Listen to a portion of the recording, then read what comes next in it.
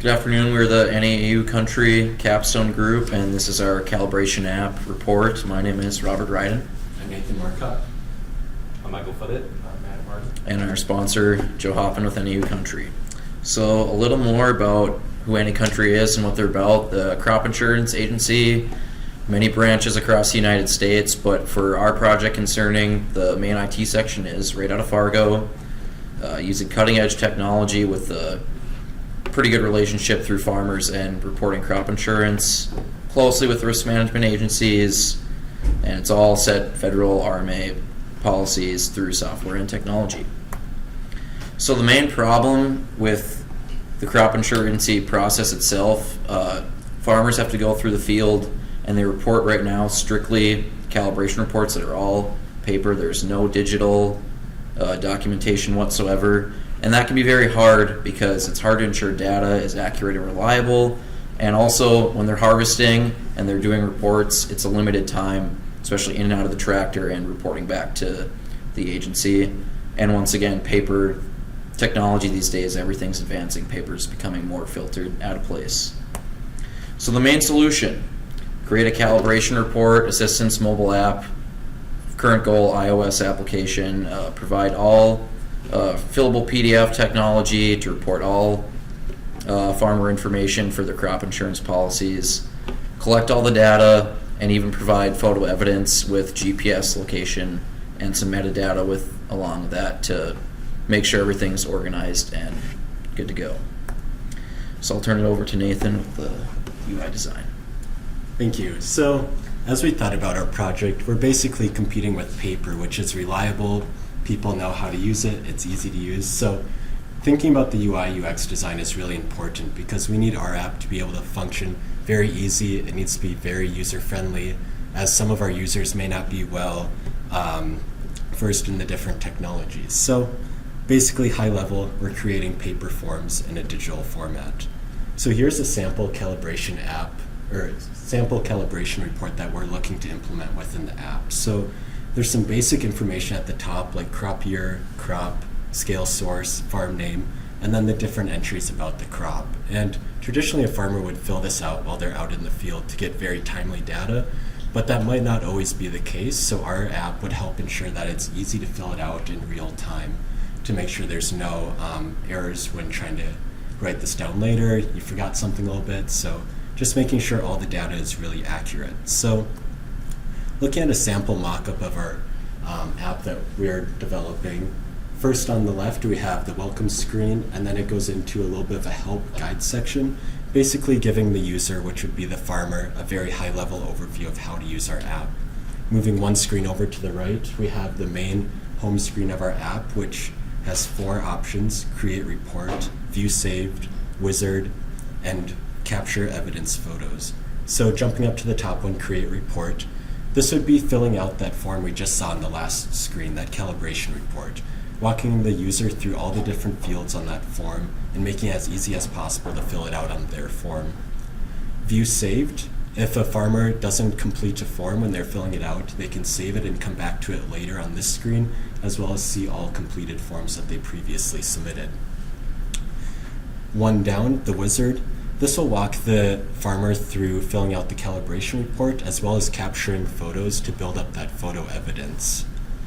And these photos that we'll be capturing with the app will have GPS coordinates, date and time, just to make sure there's other data to back the information. And then finally, capture evidence photos. This will be just taking photos alone, no reports. And some of the examples of these photos can be taking a picture of the scale or other displays on machinery that they use. And finally, when all of this information is completed, it'll be sent via an email to their insurance adjuster. So under the settings option at the top right, they'll be able to enter their insurance adjuster's email address to have it pre-saved so it's easy to send off the reports. As well as that help icon there will lead them back to that calibration reporting collection guide on the second screen there. So as we talked about the metadata that our app will be collecting, this is an example of the data you can see on a standard photo within Windows. So on that left screen there, you can see the date taken, which is really important for our app. So basically ensuring that photo was taken the day they said it was. And on the right, this will be one of the more important aspects of our app, is capturing the GPS coordinates of the photos as well as the reports. So this way you can ensure they're at the correct place for the photo that they're taking. And all this information is already available for most photos. For example, this is a photo that I took on my phone, which already captures GPS and date and time, which is pretty standard across most photos now. And as we think about the development of our app, we want the user interface to look really good. So we've been researching material design, and we'll be using this to implement different components across our app, especially because we're looking to create an app for iOS first, but also Android secondary. So material makes it really easy to add components which look and function the same on both platforms. So on this diagram here, this is just a sample form. We'll be filling in our own form sections for the calibration report. But as you can see, it looks visually similar between iOS and Android. And looking at the high-level summary of our project, some of the technologies we will be using is C#, Xamarin Forms, material design, which we just talked about, as well as fillable PDFs. Once our reports are completed within the app, they'll be attached to the email sent to the ingester as a PDF format. The main goal for our project is to implement this as an iOS app, and a secondary goal as a stretch one will be to create the Android app. So now I'll turn it over to Michael to talk about the schedule of our project. All right, so we've already completed Sprint 1, and I believe that we completed everything for Sprint 2. We set up all of our communication methods. We set up our GitHub, our Trello boards. We got our MacBook set up. We had to get some Mac Minis. We had to figure out the remote situation with that. And for Sprint 2, we created tutorials to basically help ourselves move through everything. We built a multi-page application. We got taking pictures down. We created our diagrams and mock-ups. And we also completed our midterm presentation, which here we are at. Can we move on to the next slide? All right, so here's an example of our camera application so far. I used a plugin for it to make it dynamically build for Android and iOS. Since we are using an emulator, I can't, it knows that there's no camera, so it does have a notification there.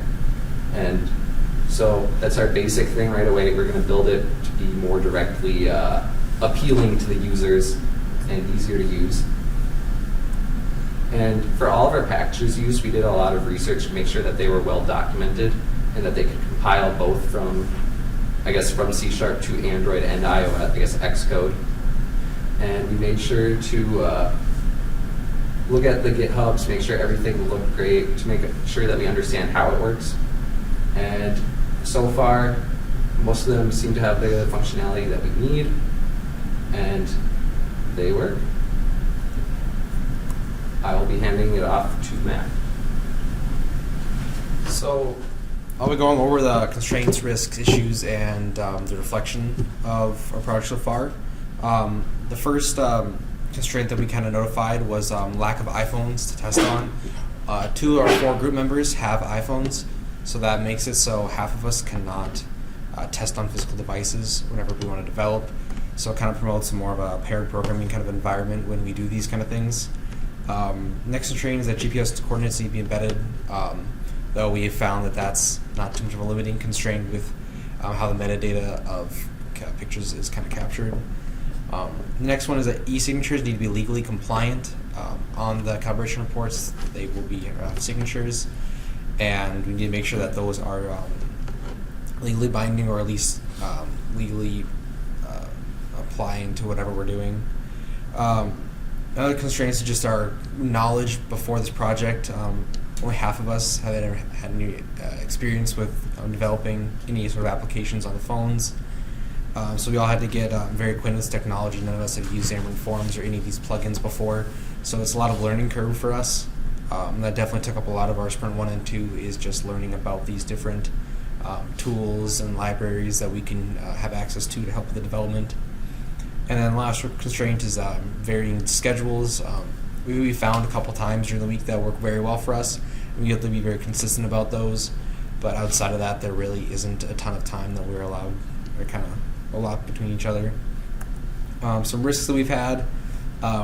A big one that we had identified with our sponsor was being able to read and write PDFs. They didn't have much knowledge about that, neither did we, and that's kind of our biggest variable, is how long it's going to take to be able to read and write PDFs and how to save those. So it's very unknown about how much time and effort that specific task is going to take. The compatibility of the different plugins between iOS and Android, they documented seems pretty well, but in practice there might be some issues with compatibility between the two. Though it's not a large risk because the iOS is the primary goal of the project, while the Android is the stretch goal. But it'd be very nice if they could, be compatible with both. And last risk we have is hardware issues. Though this risk is slowly going down as we kind of figure out more. We've had issues with MacBooks not working, them crashing quite often. So we had to switch to Mac Minis and then figure out how to remote into those and how to develop from anywhere rather than just having to sit at a desktop and develop there. This has been a lot of working and trying to make sure everything fits well. So our midterm reflection, what went well, our communication with sponsors has been great. Every time we ask for something, they get it to us in a very timely manner. And everything they've asked of us, we've been able to provide fairly quickly so far. We've been very consistent with how we meet as a group. We found our times that work well, and we meet them every week. Everybody shows up to those meetings. Anytime there are circumstances, they don't take up too much time. And lastly, our understanding of tools. We all feel that we have a pretty good grasp of the understanding of the tools that we will be using. So what hasn't gone too well is in the beginning, getting our hardware set up was quite an issue. Only one of us had ever actually used a MacBook before. The three of us have to figure out the operating system and all the differences between the two and how they're different in Visual Studio's version for iOS is different than in Windows. Our current problem that we're running into right now is not knowing how to deploy the app on the iPhone. Michael has been working a lot on that, and we haven't quite found the solution. There's kind of more to it than we had originally expected. And then last thing is that our documentation workload has impeded our development progress a little bit, and that we have a very limited amount of time that we can meet as a group, and a lot of that time has been devoted to the documentation. So it's been a little bit tougher on development because we had all those hardware issues. Only a couple people could develop at a time, and kind of taking away from that. For our user stories, for the most part, it's very self-explanatory on what we'll be doing, pretty straightforward. The first four are just setting up the project, and then the rest are just basic overview, getting GPS coordinates, adding picture, adding calibration ports. All the different pages that Nathan had described earlier are our main user stories, as well as being able to save those reports. Our next steps are creating the PDF forms within the app is our next big goal. We expect that to take a lot of Sprint 3. And then going on to Sprint 4, we'll be saving forms within the application themselves. We're expecting to do it in a JSON format. We're not quite sure if we'll have to serialize the data or not. And then making sure that the GPS coordinates are added. Everything's within the email. The email will be pretty self-explanatory, mostly just sending the information that the farmer's already provided back to the insurance adjusters. Any questions? Did you find the requirements and user story process pretty straightforward, or did you guys struggle a bit understanding the problem? For the most part, we found it pretty straightforward, I believe. I think for the most part, we found it pretty straightforward. I thought the problem was well defined, so it was pretty easy to think of all the different steps that we would have to take to be able to solve the problem, I believe. And I noticed you tackled working on the photo before the PDF report. What was the reason behind that? We figured sprints 1 and 2 because a lot of it would be getting things set up still, and since we have those setbacks with different MacBooks in development, that the photo would be the easier one to do. So we would lump that in more with the times where we'd have issues with non-development things. So that way, we could then, once we get everything focused or get everything done, we can focus in on the PDF form. So we'd have no distractions from that and be able to sit down and really hammer that part out. So that's why we put it into 3. And then made sure that was 3 because that's a big part of it. So then 4 would be left open if that were to go long or for the other different requirements. You talked about e-signatures. Can you say where that's at? So when they send off the calibration report, they need to sign to make sure that they are sending it to the best of their knowledge so that they aren't lying, because it's kind of like, hey, this is legitimate information that the insurance agencies need, and you're not really supposed to lie because, you know, there's a whole lot of legality issues there. So they need to have like a e-signature to make sure that it's actually legal, because if they just put like, hey, my name's this instead of signing, they can't hold them legally bindable. I think we're still in the process of getting the specifics down on that. We're not 100% sure the exact format they need to be in currently. It's not like a package you can just load in. It says do it for me. It's We found a package. It's just we have to make sure that it's compilable there, make sure that like it is user friendly and that it's pretty straightforward. and that it's the correct legal requirements. I guess you mentioned you were having some iOS deployment problems. Have you looked into test flight at all? Oh, we have not. We're building in Visual Studio and Xamarin, so we have to go through Xcode, and then we have to make it the same bindable IDs for both. And for, I guess, for our Xcode project and then our Visual Studio project. And from there, if it doesn't sync up properly, you just download a blank application from Xcode, and then it becomes a whole struggle. So we're just trying to make sure we can bind it correctly. I know, just from my personal experience, when you get to like a deployment like beta phase, looking at test flight, you can upload any app to there, and then you can share a link with anyone in the company in case they want to test it. It might be a great resource for you guys. That sounds great. Anyway, thank you.